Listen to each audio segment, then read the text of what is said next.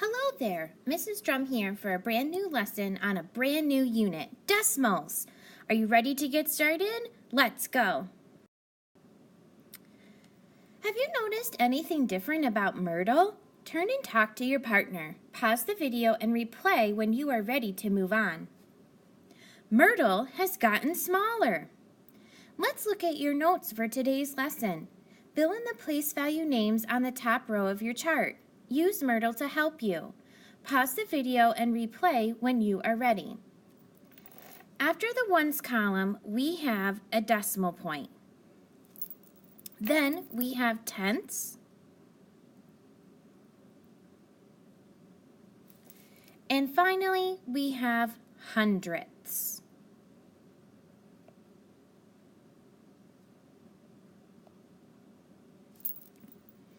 Did you know the place value chart can keep going on and on and on forever and ever with decimals?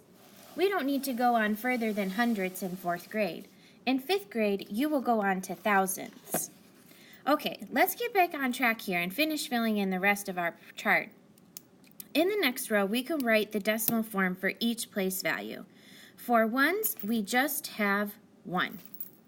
If you want to write 1 and 0.0, you may.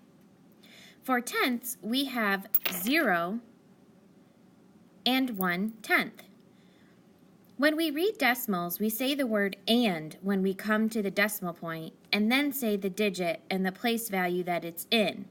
We will practice this more later. For hundredths, we have 0 and 1/100th. Now we can write the fraction form for each of these in the final row. For ones, we just have 1. For tenths, we have 1/10. And for hundredths, we have 1/100th. Now, let's turn to our problem set.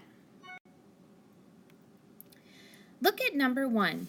It says to shade the first 7 units of the tape diagram. Count by tenths to label the number line using a fraction and a decimal for each point. Circle the decimal that represents the shaded part. Let's take this one step at a time. First, we will shade 7 units on the tape diagram. 1, 2, 3, 4, 5, 6, 7. Our second step, we will write the decimal on the line 0 and 1/10. 0 and 2/10, 0 and 3/10, 0 and 4/10, 0 and 5/10, 0 and 6/10, 0 and 7/10, 0 and 8/10, 0 and 9/10. Our third step, we will need to write the fraction underneath the decimal. So the first one was done for us. We have 1/10.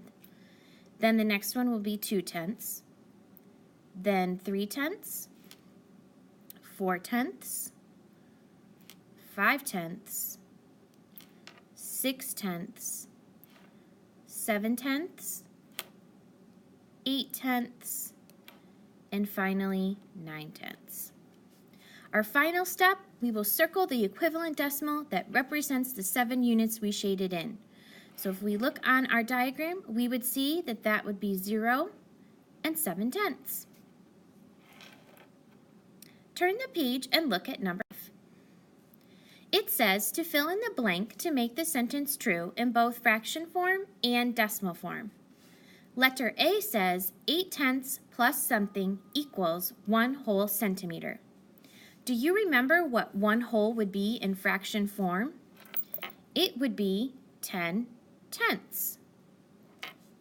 So now we need to subtract 10/10 from 8/10, and we would end up getting 2/10.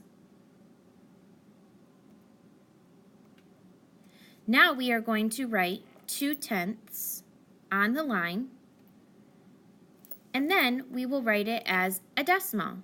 So 0 and 2/10. Letter B says 2/10 plus something equals 1 whole centimeter. Go ahead and solve this one on your own. Write it as a fraction and then as an equivalent decimal. Pause the video while you work and replay when you are ready. So 1 whole centimeter is 10/10. We need to subtract 10/10 minus 2/10, and that will get us 8/10. So I'm going to write that as a fraction, and then I'm going to write it as a decimal. So that would be 0 and 8/10. Letter C says 6/10 plus something equals 1 whole centimeter. Go ahead and solve this one on your own. Write it as a fraction and then as an equivalent decimal. Pause the video and replay when you are ready. 1 whole is equal to 10/10. I need to subtract 6/10, and I end up getting 4/10. I'm going to write that on the line, and then I'm going to write it as a decimal, so 0 and 4/10.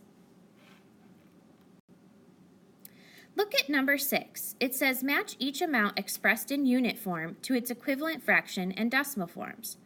Go ahead and match them. Pause the video while you work and replay when you are ready. So 5/10 matches with 5/10 as the fraction, and then we would say 0 and 5/10. Then we have 6/10. Then we have 9/10. And finally, we have 2/10. Great job working hard today. I hope you enjoyed working with decimals. Your assignment is to complete 1, 5, and 6 on the homework sheet. Check your work with the answer keys at the front of the room. Make corrections if you need to. Then grab an exit ticket and complete it for today's lesson. Make sure your name is on it and turn it into the turn-in tray. When you are done, work on the must-dos and the can-dos. See you later.